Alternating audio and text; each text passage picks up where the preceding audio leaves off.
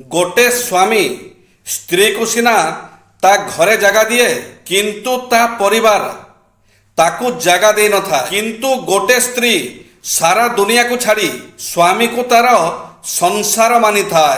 कष्ट कौन ताकू पचारंतु जा पाखरे सबु थाई भी से बेसहारा परी अनुभव करिछि। कष्ट कौन ताकू पचारंतु जिए निज ठारू अधिक भल पाउथबा लोकंकु गोटे समय रे समस्तंकु हरई देछि। कष्ट कौन ताकू पचारंतु जिए निजर कष्ट को काहाकू भी जणे नाही।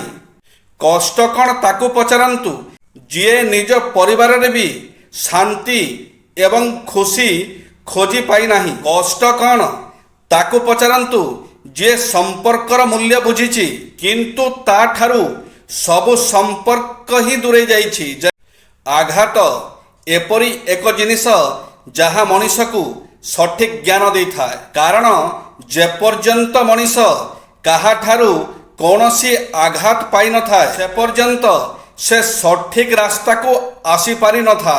घरे कली झगड़ा हेबार कारण घरे पूजा पाठ नियम अनुसारे न करिबा, खट उपरे बसी खाइबा, रातिरे ऐठा बासन पकई रखिबा, ऐठा हाथ न धोई अन्य काम करिबा, गाधुआ घरे असना लुगा पकई रखिबा, खाइबा समय रे मोबाइल देखिबा, रातिरे डेरी रे सोई सकालू डेरी रे उठिबा, पुराना चप्पल जोता घरे गदा करी रखिबा, घरे वास्तु दोष किंबा पितृ दोष थिले झगड़ा होई थाए। जय श्री जगन्नाथ।